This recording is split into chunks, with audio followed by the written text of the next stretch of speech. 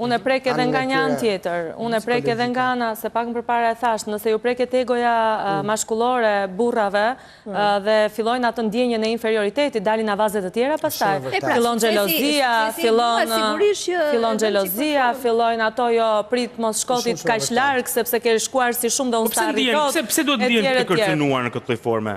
Sepse kanë frikë se mos sepse instikti. Po patjetër. Ashtu ë? Shërohen pakës në kontekstin shqiptar? Sepse tradita e do që burri është ai i cili tradita e dashur, që është shtylla e familjes edhe shtylla financiare e familjes dhe gruaja është ajo e cila duhet të pres nga duart e burrit.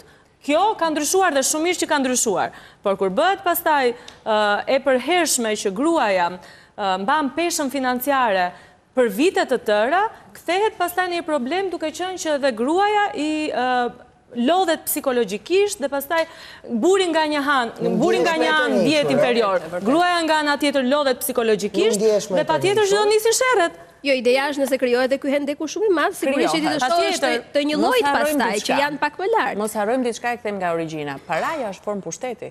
Po. Dhe ai që e ka në dorë është formë. Po, sepse kemi forma të ndryshme, është pushteti drejt për drejt. Dhe kur kemi thënë gjithkohën për fuqizimin e grave, është thënë për fuqizimin e tyre ekonomik. Sepse po themi meshkujt historikisht kanë pasur më shumë gjasa për fuqizim ekonomik dhe për qenë më të avantazhuar për sa i përket të ardhave financiare. Kështu që duke u rritur pozicioni grave, duke cilat të ardhura në familje, në parim duhet të çonte një konkurrencë të shëndetshme, që të dyja palët të ishin kontribuese për familjen. Dhe jo të prishet balanca, se këtu pastaj është problemi tjetër, ë? Një palë vazhdon, një palë jo. Konkurenca në vetveten e çift nuk dhe si term mua më duket pak e rëndë. Po unë për shembull them diçka, për një burr të pasur, një grua shumë e mirë, e cila bën çdo gjë tjetër në jetën e tij quhet një trofe. Pra ne kemi dëgjuar termin trophy wife. Pra ti zgjedh që në jetën tënde të synosh të jesh një trophy wife. Tani pse e kundërta se po bëj avokatin e djalit. Po jo më e bëj bashkë. Po sikur të ketë një trophy husband. Çfarë mos keni një burr? Mendoj çuna deri sot nuk duan më një trophy wife. Domethënë ka ndryshuar koha. Jo, duan të jenë trophy husband. Çuna tani. Shiko, ke dhe nga ato që vazhdojnë të duan një trophy wife, ke dhe nga ato që synojnë. Po pse duan një trophy wife? Ma shpjego pak.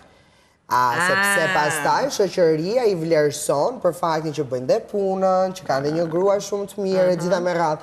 Kanë edhe një grua tjetër diku, domethënë se ajo grua. Ajo pastaj nuk bën trofea, i bën kampiona.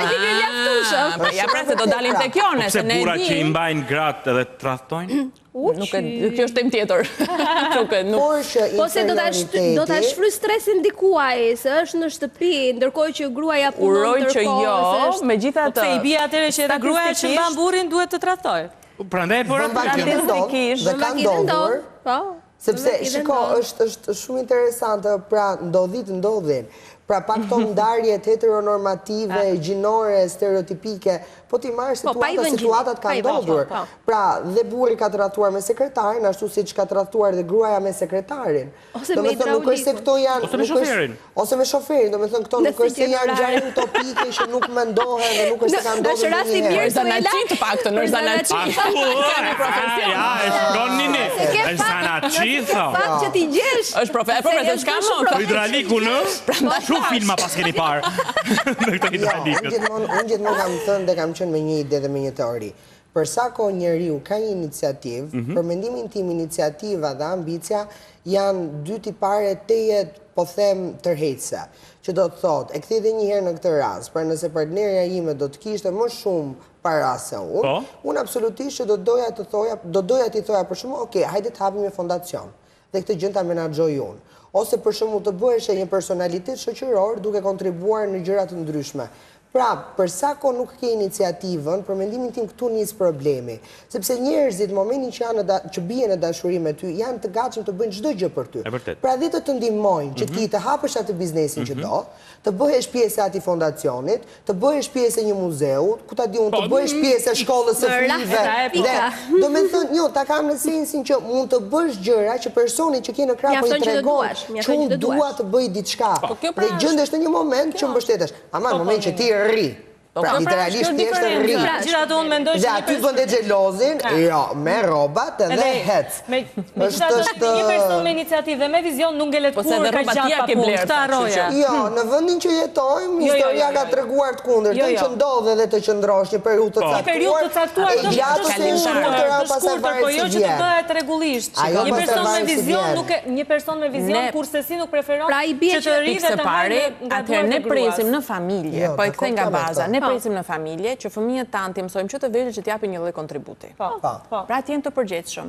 Njëherë do japin kontribut në dhomën e tyre, pastaj do japin kontribut me diçka të përbashkët. Pra duhet të jenë njerëz të vlefshëm për veten e tyre dhe pastaj për shoqërinë. E njëjta gjë është kur ti rritesh. Nuk pritet më kjo gjëja, sepse kjo ka kaluar në fazën fillestare të rritjes. Pra e kemi kaluar këtë. Këtë duhet ta dimë të dy ne. Të dy persona që vinë në martesë duhet ta dinë që kjo gjëja është për secilin palë dhe pastaj kontributi kalon në këtë nivel tjetër, që është pikërisht për këtë lloj ambicie të shëndetshme, që secila palë respekton palën tjetër, që shiko, po përpiqemi. Është dhimbje shumë e madhe kur shikon që partneri nuk e vret mendjen fare për të përpjekur. Pra realisht ndjehesh i shfrytzuar, ndjehesh i keq përdorur. E nëse zgjat shumë, i bie që po tallesh. Pra se ke marrë seriozisht këtë gjë, po sigurisht. Njerëzit duhet të reflektojnë, atëherë këtu po, kemi nevojë ta flasim këtë gjë në kohë. Sepse shpesh herë ka çuar në divorc situata të tilla dhe kemi nevojë të flasim. Ti bësh me dije që shiko, kjo sjellja tashmë po teprohet. Pra, je me duar, je me këmbë, fillo dhe gjej punë. Fillo dhe bëu aktiv, ktheu dhe njëherë tek vetja jote, se njerëzit ndonjëherë edhe rrshkasin nga vetja e tyre. Ka situata të ndryshme stresuese, depresive dhe ti humbet veten. Dhe ke nevojë ti si partner që je më i shëndetshëm, që ta ndihmosh në këtë pikë për të kaluar nga ky hendek. Por në momentin që ata duan të heqin dorë, shiko, është vesë më të keq se dembelizmi nuk ka. Është shumë e vërtetë. Është si varësi droge. Domethënë, do ta ndihmosh deri në pikën që të dalë. Nëse del, nuk gropos dot gjithë familjen, sepse gropos gjithë familjen. Gjithë familjen, e vërtetë është efekt domino. Ne jemi duke folur sigurisht për parimet ideale, jemi duke idealizuar situatat më të mira, edhe në formë globale, por shpreha e famshme që unë e përmenda pak më përpara, burrat në hije rrinë ku vendojnë pika që su bie se nga gratë rrojnë, është e rrënjosur. Pra duket sikur në Shqipëri, në mentalitetin shqiptar, është kjo, është i rrënjosur ky lloj koncepti, që ka raste unë kam dëgjuar që gruaja punon, burri nuk punon, është përtac, përdorim të termin e zhargonit, është përtac, është dembel, është përtac, nuk punon, kërkon lek nga gruaja për të dalë për të pirë kafen me shokët e tjerë, ndërkohë gruaja futet brenda një qarku, një rrethi vicioz, sepse ka dhe fëmijët, dhe duket sikur i bëhet pjesë pastaj, bëhet pjesë e quan si detyrim mbajtjen e familjes, pavarësisht që thellë ajo mundet të mos ta mendojë që s'është okej kështu, po prap se prap i bëhet si një lloj detyrimi, sepse burrin e ka të pazot, sepse burri nuk është përtac ose dëmbel, ka dhe fëmijët, ka dhe punën, du të ambaj disa. Ta nxjerri nga shtëpia, sepse ka shumë prandaj thash hajde i kthejmë në zhanrin shqiptar. Nuk mund t'i bësh nën. Dhe kjo është një sjellje që nënat shqiptare në përgjithësi ja në mendje vajzave dhe djemve.